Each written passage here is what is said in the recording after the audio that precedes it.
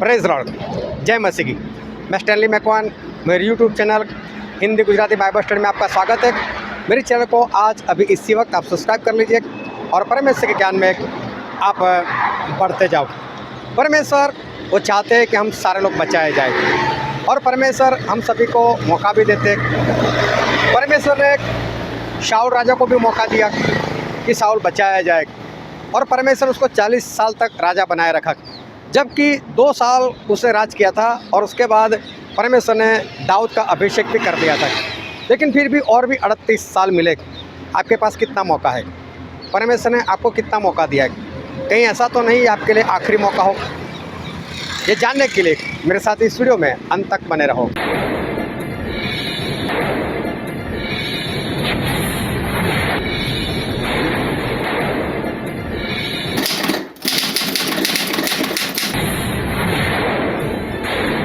परमेश्वर के वचन की ओर चले और बाइबल से यूहन्ना उसका 5वां अध्याय और हम पढ़ेंगे 10 से लेकर 18 तक। वह सब्त का दिन था, इसलिए यहूदी उससे जो चंगा हुआ था कहने लगे कि आज तो सब्त का दिन है, तुझे खाट उठानी उचित नहीं।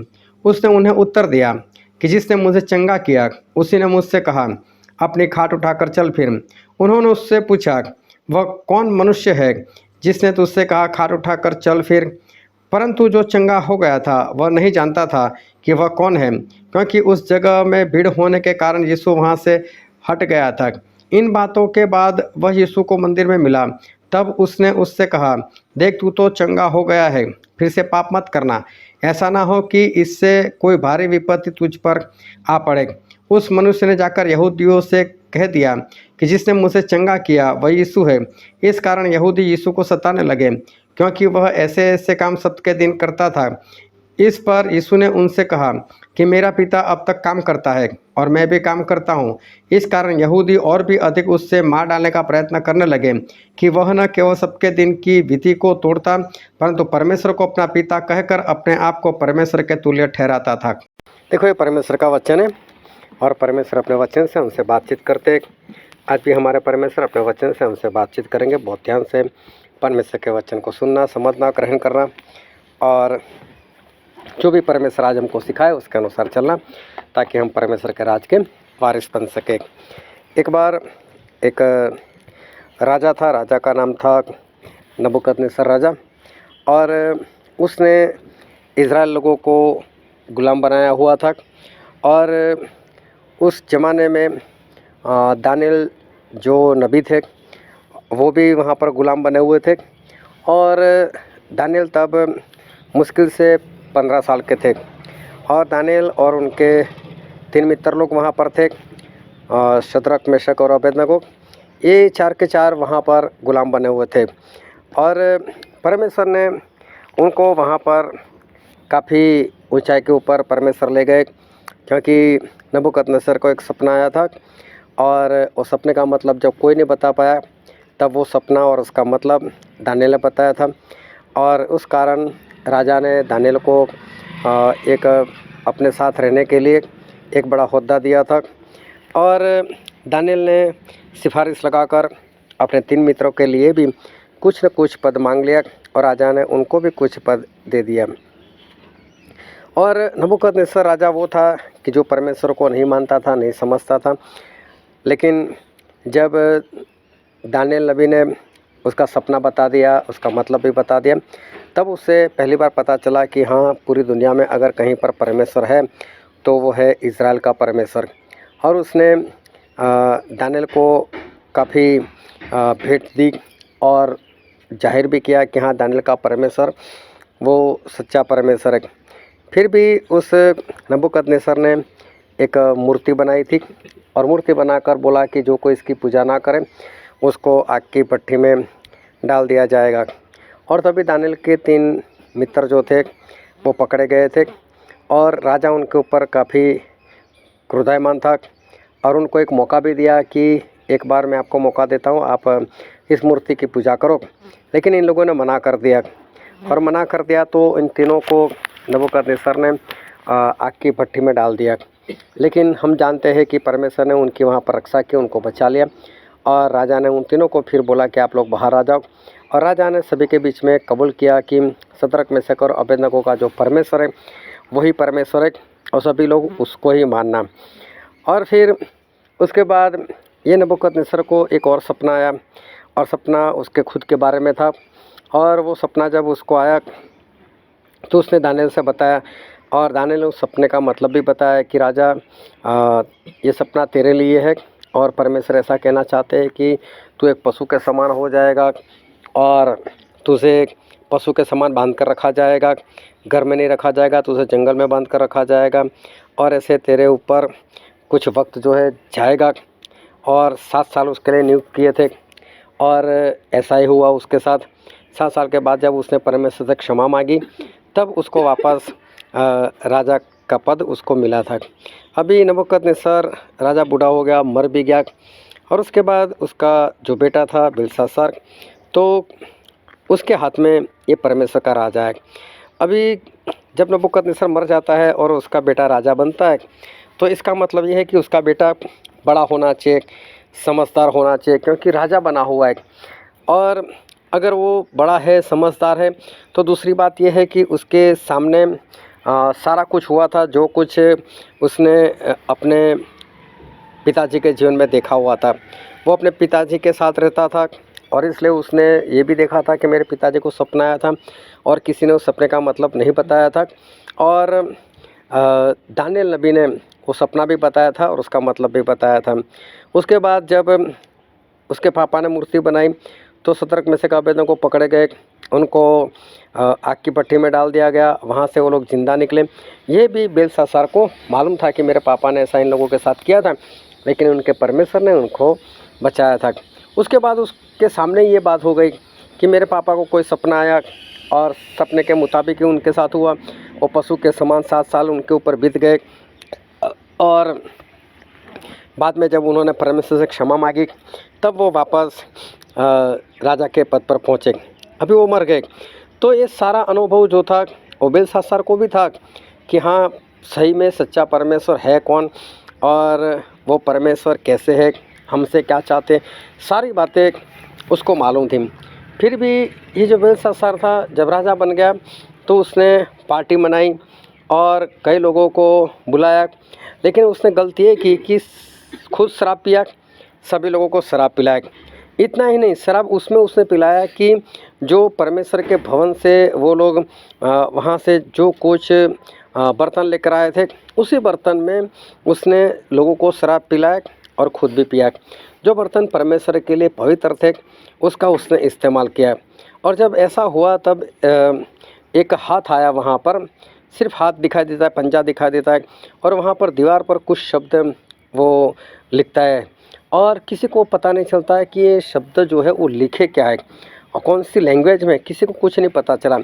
और तब भी दानियेल नबी को बुलाया गया और दानियेल नबी ने जब वो सब कुछ देखा जो लिखा हुआ था तो उन्होंने पढ़कर भी बताया और साथ में उसका मतलब भी बताया। और मतलब उसका ये था कि राजा अब तू मरने वाला है, क्योंकि परमेश्वर ने तुझे तराजू में रखकर तुझे तोला हुआ है और तेरा जो वज़न है वो कम मालूम पड़ा है। मतलब तेरे से कोई काम नहीं है कि जिसके कारण तू जिंदा रहे और इसलिए तू मर जाएगा, ऐसा परमेश्वर कहते हैं। लेकिन ये सारी बातें बताने से पहले दानियेल ने बेलशास्सर को बहुत डांटा और दानियेल ने ये सारी बातें याद दिलाई उस नबूकदनेस्सर के बेटे को। और हम इस बात को बाइबल में पढ़ते हैं, दानियेल नबी का पुस्तक उसका 5वां अध्याय, और हम पढ़ेंगे 17 से लेकर 22 तक। दानियेल ने राजा से कहा, अपने दान अपने ही पास रख और जो बदला तू देना चाहता है वह दूसरे को दे। वह लिखी हुई बात मैं राजा को पढ़ सुनाऊंगा और उसका अर्थ भी तुझे समझाऊंगा। हे राजा, परम प्रधान परमेश्वर ने तेरे पिता नबूकदनेस्सर को राज्य, बड़ाई, प्रतिष्ठा और प्रताप दिया था और उस बड़ाई के कारण जो उसने उसको दी थी, देश देश जाति जाति के सब लोग और भिन्न भिन्न भाषा बोलने वाले उसके सामने कांपते और थरथराते थे। जिसे वह चाहता उसे वह घात करता था और जिसको वह चाहता उसे वह जीवित रखता था। जिसे वह चाहता उसे वह ऊंचा पद देता था और जिसको वह चाहता उसे वह गिरा देता था। परंतु जब उसका मन फूल उठा और उसकी आत्मा कठोर हो गई, यहाँ तक कि वह अभिमान करने लगा। तब वह अपने राज सिंहासन पर से उतारा गया और उसकी प्रतिष्ठा भंग की गई। वह मनुष्य में से निकाला गया और उसका मन पशुओं का सा और निवास जंगली गधों के बीच हो गया। वह बेलों किनारे घास चरता और उसका शरीर आकाश की ओर से भिगा करता था, जब तक कि उसने जान न लिया कि परम प्रधान परमेश्वर मनुष्य के राज्य में प्रभुता करता है और जिसे चाहता उसी को उस पर अधिकारी ठहराता है।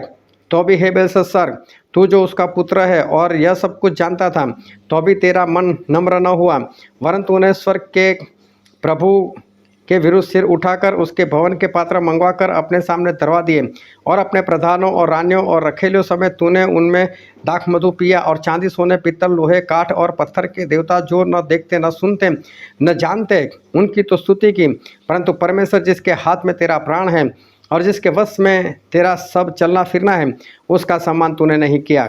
यहाँ पर उस दीवार पर क्या लिखा है वो बताने से पहले और उसका मतलब क्या है वो बताने से पहले दानिएल नबी ने पहले तो इस बेलशस्सर को डांटा।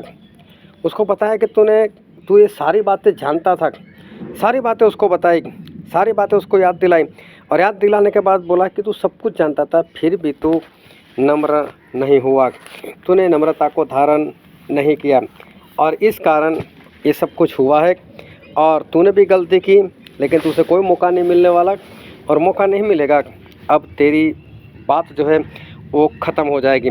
और हम आगे पढ़ते हैं अभी 23 और 24 वचन। वरन तूने स्वर्ग के प्रभु के विरुद्ध सिर उठाकर उसके भवन के पात्र मंगवा कर अपने सामने धरवा दिए और अपने प्रधानों और रानियों और रखेलियों के समेत तूने उन दाख मधु पिया और चांदी सोने पित्तल लोहे काठ और पत्थर के देवता जो न देखते न सुनते न कुछ जानते हैं उनकी तो स्तुति की, परंतु परमेश्वर जिसके हाथ में तेरा प्राण है और जिसके वश में तेरा सब चलना फिरना है, उसका सम्मान तूने नहीं किया।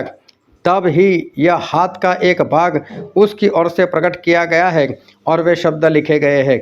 अभी देखो यहाँ पर दानिएल उसको अभी भी बातें बता रहे कि ये सब कुछ तू जानता था, जानने के बाद भी तुझे जो करना चाहिए वो तू नहीं कर पा रहा है और तूने ये सब किया नहीं। और इसलिए आज परमेश्वर ने एक हाथ भेजकर जो लिखना था वो लिखा हुआ है।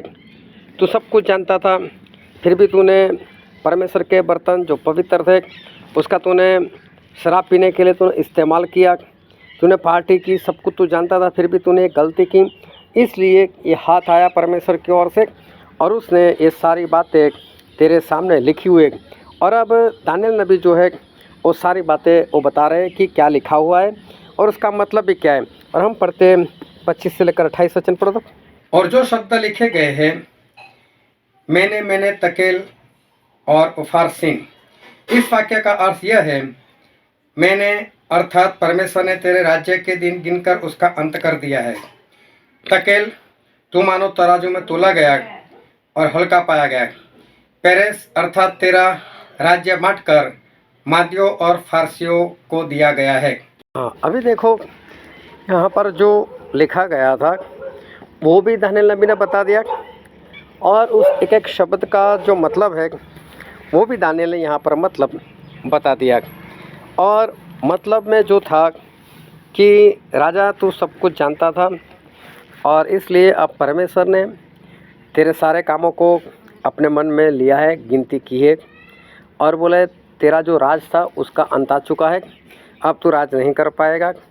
जब परमेश्वर ने तुझे तराजू में तोला तो बोले तेरी जो भलाइयाँ थी वो बीच में आ ही नहीं रही है और इस कारण अब बोले कि तेरा जो राज है वो तेरे हाथ से चला जाएगा और लोगों को तेरा राज जो है वो दिया जाएगा। अभी देखो हम पढ़ते हैं उसका 29 वचन।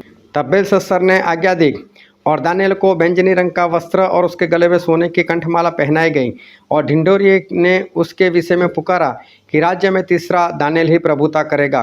Hallelujah, hallelujah. अभी देखो ध्यान से समझना।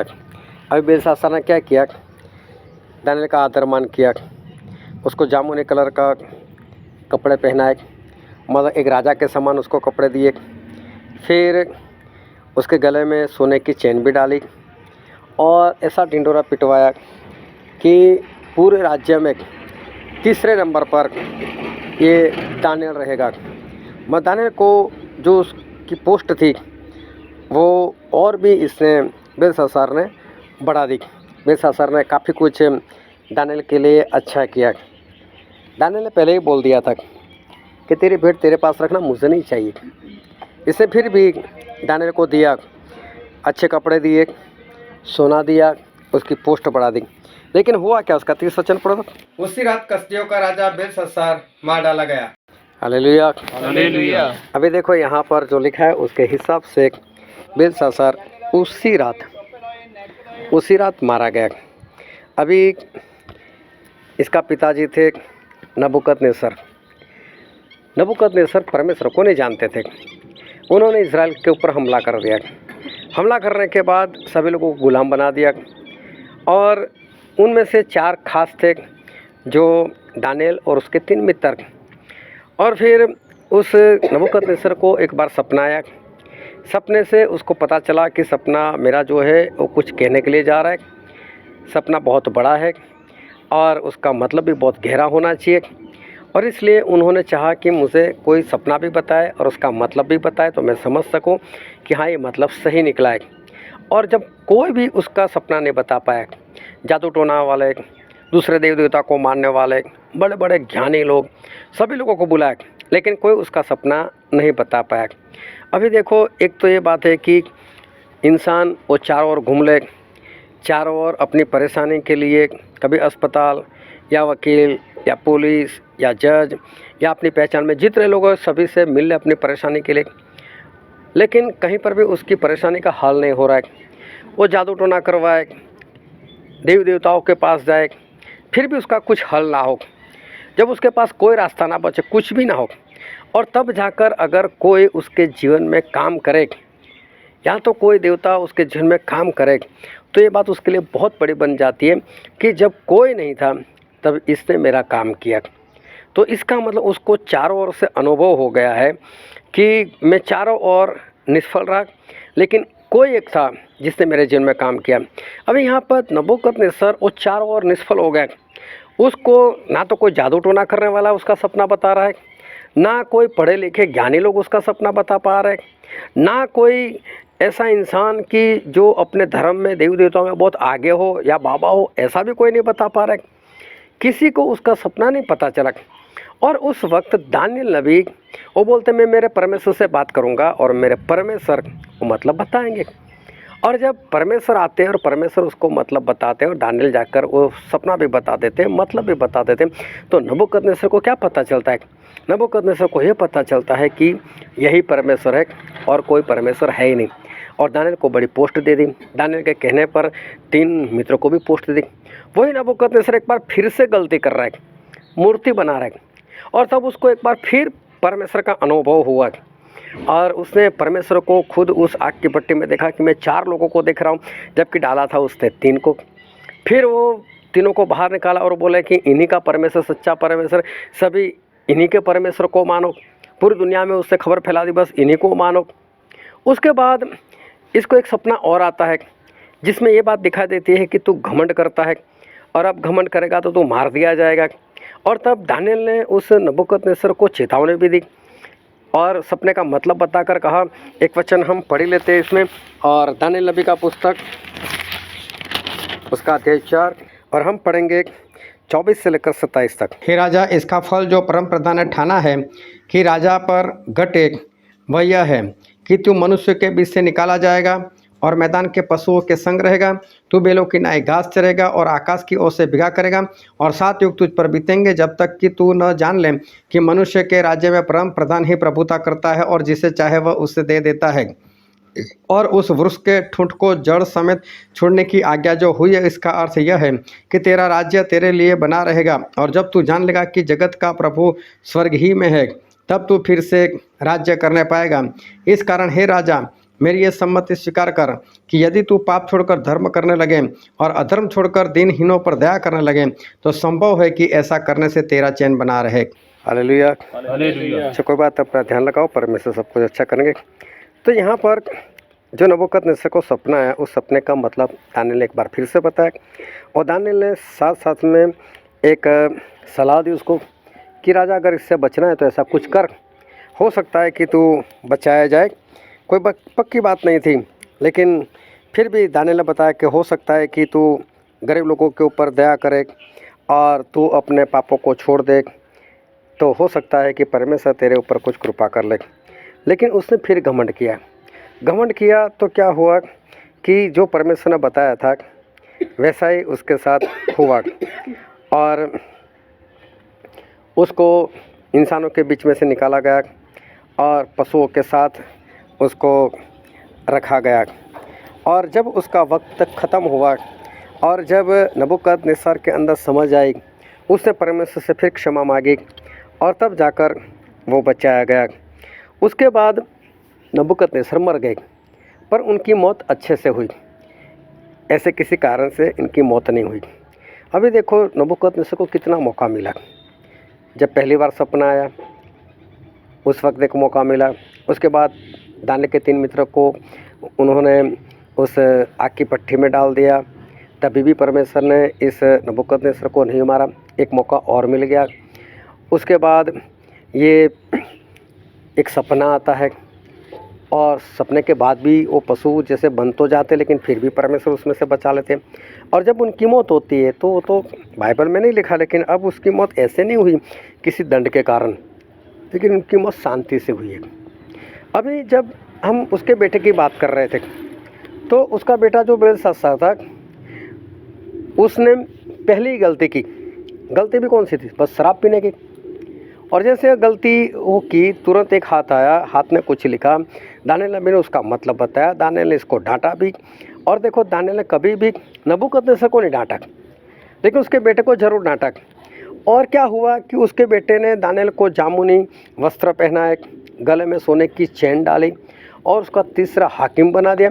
लेकिन फिर भी वो तो उसी रात मर गया, उसको तो मौका मिला ही नहीं। तो हम ये सोचते हैं कि जब नबूकदनेस्सर को बार बार मौका मिला तो इसको क्यों मौका नहीं मिला, बेलशास्सर को क्यों मौका नहीं मिला? इसको भी तो मौका मिलना चाहिए, 1-2 मौके इसको भी मिलने चाहिए ताकि अपने आप को सुधार ले। लेकिन ऐसा नहीं हुआ कि बेलशास्सर को मौका नहीं मिला। Hallelujah, hallelujah. बात समझ में आ रही सभी को? हाँ जी। कि नबूकदनेस्सर को मौके मिले, लेकिन उसके बेटे बेलशास्सर को कोई भी मौका नहीं मिला। पहली गलती और बात ख़त्म हो गई, वो मारा ही गया। देखो ना उसको पश्चाताप करने का मौका मिला, कुछ भी नहीं, परमेश्वर ने कुछ भी नहीं सुना, बस वो ख़त्म हो गया। जबकि उसने दानियेल के लिए कुछ अच्छा किया, दानियेल को बड़ा हाकिम बना दिया, अच्छे वस्त्र पहनाए, महंगे वस्त्र पहनाए, सोना दिया उसको, सोने की चेन पहनाई। ये सारी बातें परमेश्वर ने देखी ही नहीं, बस तू जो करना है कर। मुझे ऐसा लगता है कि अगर ये डबल भी करते तक तो भी परमेश्वर उसके पास नहीं आने वाले थे। अगर 10 गुना भी ये कर देता तो भी वो क्या करने वाला था? मरने वाला था। तो सवाल ये है कि बेलशास्सर को क्यों मौका नहीं मिला, जबकि नबूकदनेस्सर को बार बार मौका मिला और वो बच भी गए, लेकिन बेलशास्सर क्यों नहीं बचे? उसका कारण क्या था? और जो वचन आज हमने पढ़ा था वो था यूहन्ना उसका 5वां अध्याय और 10 वचन से हमने पढ़ा। लेकिन वहाँ पर एक घटना हुई थी। घटना ऐसी हुई थी कि प्रभु यीशु अपने चेलों के साथ जा रहे थे और जा रहे थे तो रास्ते में एक जगह आई। जो जगह थी उस जगह का नाम था बैतसैदा था और वहाँ पर एक कुंड था। उस कुंड में पानी रहता था और उस कुंड के चारों ओर बीमार लोग, लकवा वाले लोग, अंधे, लंगड़े, ऐसे सब लोग वहाँ पर पड़े रहते थे। और क्या होता था कि कभी कभी कोई दूत आता था और उस पानी को हिलाता था। पानी के हिलने के बाद जैसे कोई भी बीमार इंसान अगर उसमें गिर जाए तो उसको चंगाई मिल जाती थी, लेकिन शर्त ऐसी थी जो सबसे पहला गिर जाए बस उसी को चंगाई मिलती थी और किसी को चंगाई नहीं मिलती थी। अभी वहाँ पर एक इंसान था जो वहाँ पर 38 साल से बैठा हुआ था। 38 साल से तो वो बीमार था। अभी उसकी आयु कितनी थी हम नहीं जानते, लेकिन 38 साल से वो बीमार था और प्रभु यीशु को उसके बारे में पता चला तो प्रभु यीशु उसके पास गए। प्रभु यीशु उसके पास जाकर उसको पूछा, क्या तू चंगा होना चाहता है? तो उसे सारी कहानी बताई कि प्रभु मैं चंगा होना चाहता हूँ, लेकिन मेरे पास ऐसा कोई इंसान नहीं कि जब पानी हिले तो मुझे उठाकर सबसे पहले उसके अंदर डाल दे। और बोले मैं कुछ करने जाऊँ उससे पहले तो दूसरा कोई अंदर चला जाता है और मुझे चंगाई नहीं मिल रही। और ऐसे करते करते आज 38 साल हो गए। प्रभु से बोलते कोई बात नहीं, चल उठ और अपनी खाट उठाकर चल। और उसको तुरंत चंगाई मिल गई और वो खाट उठाकर चलने लग गया। अभी वहाँ पर भीड़ लगी हुई थी और ये तो चलते चलते निकल पड़ा। उसने पीछे मुड़कर ये भी नहीं देखा कि कौन है ये, यीशु कौन है, कहाँ से आया है और उसने मुझे चंगाई किस तरह से दी, उसके पास इतना सामर्थ्य कहाँ से, उसने कुछ भी नहीं देखा। बस अपनी खाट उठाकर वो तो चलने लगे।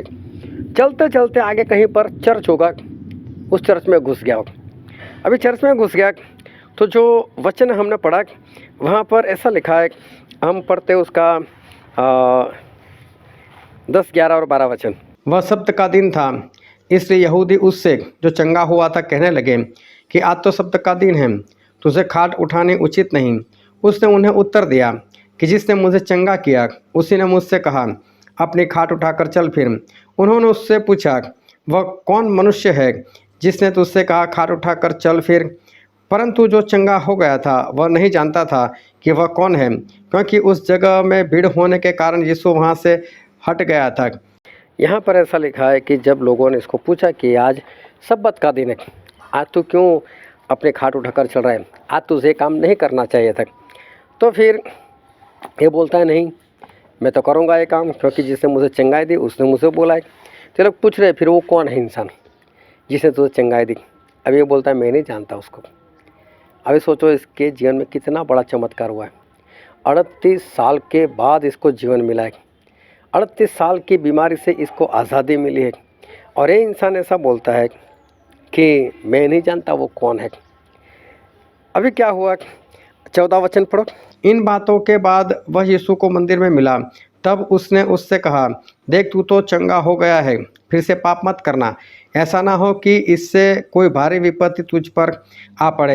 Hallelujah, hallelujah. देखो यहाँ पर क्या लिखा है, तू चंगाई मिल चुकी है, अब फिर से कोई गलती मत करना, फिर से कोई पाप मत करना, कहीं ऐसा ना हो कि जो 38 साल से तू विपत्ति में पड़ा हुआ था उससे भी भारी कोई दंड तुझे मिले। इसका मतलब ये है कि आज तक उसको जो दंड मिला था उसके पापों के कारण मिला था और अब तेरे लिए कोई चंगाई नहीं होगी। अब अगर तूने गलती की तो तेरे लिए कोई छुटकारा नहीं होगा और अब तू पक्का मरेगा। अब इससे ज़्यादा विपत्ति तो तेरे ऊपर आ जाएगी। अभी समझ लो 38 से डबल कर लो तो कितना होता है, 76। अभी ये 38 साल से तो बीमार था। अभी मुझे लगता है कि जब बीमार हुआ होगा तब कम से कम 20 साल का तो होना चाहिए, तभी तो इसको दंड मिला है।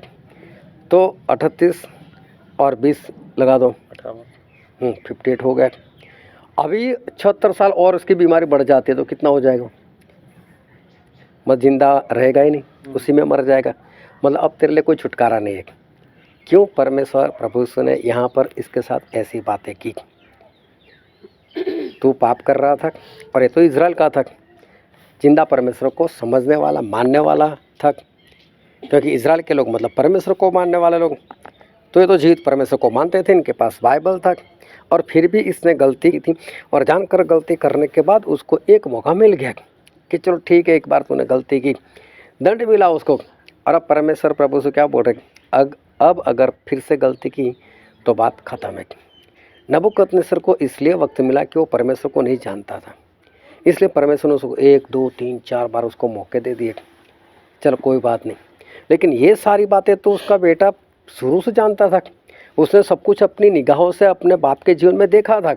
जब उसने देखा ही था ये सारी बातें, तो उसको क्या ऐसा करना चाहिए था, शराब पीनी चाहिए थी क्या? उसको परमेश्वर के भवन के जो पात्र थे क्या उसका इस्तेमाल करना चाहिए था? उसने जो गलती की वो उसके बाप से ज़्यादा गलती थी, बड़ी गलती थी। देखने जाओ तो नबूकदनेस्सर की गलती में बड़ी दिखाई देती है। उसने परमेश्वर के लोगों को उसमें जलती हुई आग की भट्टी में डाल दिया। देखने जाओ तो उसकी गलती बड़ी, लेकिन उसकी गलती को बड़ी क्यों नहीं माना गया? क्योंकि अभी तक सही पहचान उसके जीवन में नहीं है। वो तो पूरी धरती के ऊपर राज कर रहा है और इज़राइल को उसने खुद गुलाम बनाया हुआ है, फिर इज़राइल के परमेश्वर को वो क्यों माने? तो हो सकता है कि ये गलती परमेश्वर ने इतनी बड़ी नहीं मानी, लेकिन बेलशास्सर उसका बेटा जो था उसने तो ये सारी बातें अपनी निगाहों से देखी थी, उसके पिता के जीवन में क्या क्या हुआ था वो सारी बातें देखी हुई थी। तो अब उसको मौका नहीं मिलने वाला था, क्योंकि उसने जो कुछ किया वो जानकर समझकर पूरे घमंड के साथ उसने किया, सब कुछ जानता हुआ था, उसी में बड़ा हुआ था, लेकिन फिर भी उसने जानबूझकर एक गलती की, इसलिए परमेश्वर ने उसको क्षमा नहीं किया, लेकिन उसी वक्त मर गया। उसने दानियेल का काफ़ी आदर मान किया तो भी उसको कोई फ़ायदा नहीं हो, वो ख़त्म हो गया। तो ये बहुत बड़ी बात है कि परमेश्वर हमें मौका देते हैं, परमेश्वर हमको बचाते हैं, लेकिन कब तक परमेश्वर हमें मौका देते रहेंगे? कब तक हम हमारे जीवन में सुधार नहीं लाएंगे? कभी तो परमेश्वर के लिए लिमिट ख़त्म हो जाएगी, कभी तो परमेश्वर बोल देंगे भाई अभी बात ख़त्म है। तो ऐसी लिमिट आने से पहले हमें क्या करना है? हमें अपने जीवन में संपूर्ण सुधार लाना है, 100%। जिसको जो करना है करे, जिसको जहाँ मरना है मरे, मुझे तो मेरी परवाह है, मैं अपने आप को कैसे बचा लूँ। जो जो करे मुझे उसके साथ कोई लेना देना नहीं, लेकिन मैं स्वर्ग में जाना चाहता हूँ, और मुझे स्वर्ग में जाना है तो मैं क्या करूँ? बस मुझे उसके ऊपर अपनी निगाहें रखनी है। अभी ये 38 साल वाला कभी भी कुछ बोले, ये फरीसी लोग ऐसा करते, ये ग्रंथी लोग ऐसा करते हैं, मेरा पड़ोसी लोग ऐसा करते हैं, तो क्या परमेश्वर साहब बोले ठीक है मैं तुझे जाने दूँगा? नहीं, हम कोई भी बहाना परमेश्वर के आगे नहीं बता सकते। बस हमें एक ही काम करना है कि हमें अपने आप को जांचना है, अपने आप को परखना है, और हमारे अंदर जो भी गलती गुनाह है किसी भी तरह से हमें उस गलती गुनाह से आज़ाद होना है, और हमें स्वर्ग के लिए, स्वर्ग के रास्ते पर हमें चलना है।